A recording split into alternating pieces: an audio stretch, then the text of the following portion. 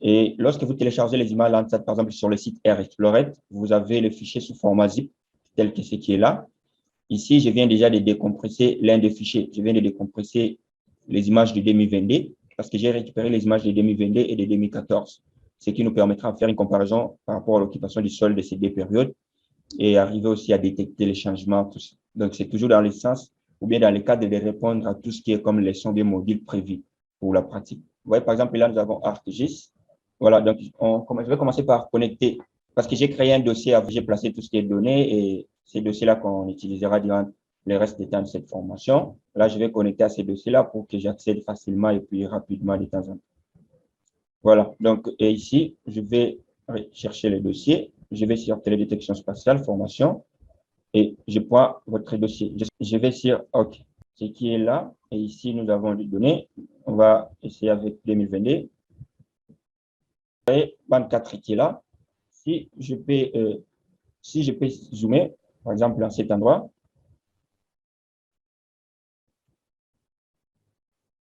vous voyez qu'à un moment, l'image donne des pixels. Ça, c'est ce que nous appelons des pixels. Alors, lorsque je parle des résolutions de 30 mètres, si par exemple, je prends l'unité pour mesure de distance, j'espère ce qui est là. Si par exemple, je prends ça, je viens mesurer, supposons ces pixels, ces cadres. Donc, si je clique au début là,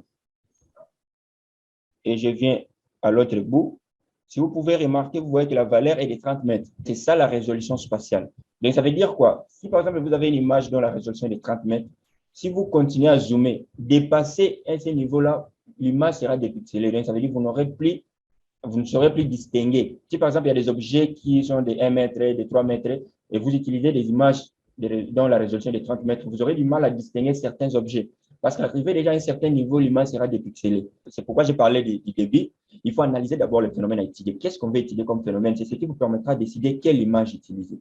Supposons que vous voulez étudier, par exemple, vous avez des champs, tout ça, des plates-bandes, hein, de tout ce qu'on fait là. Et que vous prenez des images telles que des Landsat comme ça, vous aurez des images. Landsat, souvent, c'est pour des zones où, des grandes zones et non des étendues plus petites qui nécessitent des images à haute résolution. Des fois, on peut faire appel à Sentinel ou encore pour des traitements qui ne demandent pas plus de bandes spectrales. Par exemple, avec les bandes visibles, ça suffit déjà, telles que bandes rouge, bleu et vert. Vous pouvez même aller utiliser les orthophotos et ajouter les COO qui est là. En fait, ça signifie la classification orientée objet. Mais c'est juste qu'on va utiliser les extensions qui existent déjà pour essayer un peu de faire la classification orientée objet. Souvent, on le fait lorsqu'il y a des confusions des cinétiques spectrales. Vous allez voir que dans certaines zones, vous avez, parce que dernièrement, on a travaillé avec un monsieur qui est au Maroc par rapport à sa thèse. On se rend compte que, par exemple, chez eux au Maroc, ils ont des constructions là, vous allez voir le mur et le toit du bâti, tout en terre, en argile, quoi. Et vous voyez avec ces sortes de construction, lorsqu'on fait la classification, l'algorithme, soit que les logiciels confondent des bâtiments avec des sols nus. Alors, pour ces genres de difficultés, souvent, on fait appel à la classification orientée objet.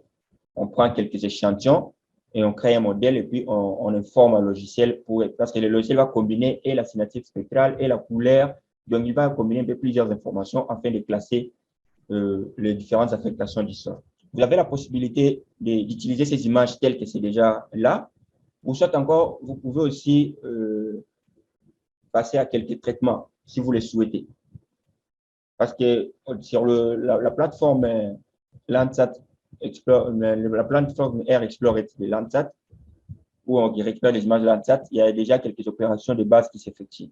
Par rapport à notre projet, on va aussi directement profiter, ajouter le shapefile. On peut prendre le commune.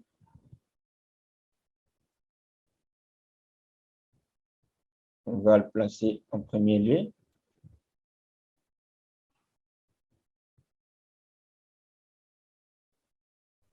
Et on va rendre ça transparent. J'espère que tout ça, vous le maîtrisez déjà. Et si on peut revenir là, par rapport aux affectations, on prend un système de référence.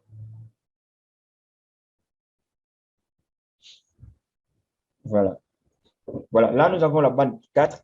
Ça veut dire soit on traite l'image dans l'entièreté, soit vous pouvez d'abord clipper l'image pour réduire la charge à la machine, soit encore travailler sur l'ensemble. Et pour cela, vous allez appliquer la formule qui permet à faire la correction atmosphérique. Ou encore, vous pouvez faire la recherche là des radias, des radiométriques. Il y a des opérations de base aussi avant de faire ce qu'on doit faire là. Par exemple, les remplissages. Lorsqu'on télécharge les images satellites, il se peut qu'il y a sur d'autres pixels, ça soit sans données vides. On ait des, ça soit nul. D'accord? Et on peut procéder par ça, par cette opération. Ça permet à remplir le vide. Donc, si par exemple, il y avait des pixels sans valeur, procéder à d'autres opérations. Par exemple, là, ça veut dire que c'est question d'ajouter la base. Vous indiquez les données par défaut. Donc, je valide. Et si par exemple, j'aimerais faire sur une zone et j'ai choisi la zone dont j'aimerais que l'opération puisse s'appliquer. La zone, supposons le shapefile que j'ai là, et je peux venir le faire, par exemple, selon la limite de commune. Par exemple, j'avais ciblé une terrasse maintenant. Il y a, par exemple, je vous ai parlé, si je fais ça, donc je vais clipper, et là, j'indique la limite. Donc, je vais découper. Bien, on avait notre zone de titre là, et après, j'ai titre là. Si, par exemple, je n'aimerais pas travailler sur l'ensemble de l'image. Par exemple, plutôt.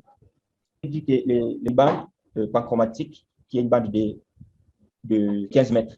Voilà, vous avez la possibilité de ramener maintenant les autres à 15. Quand on a vérifié cette bande, au début, lorsque j'ai mesuré le pixel, vous avez vu que ça a donné 30 mètres.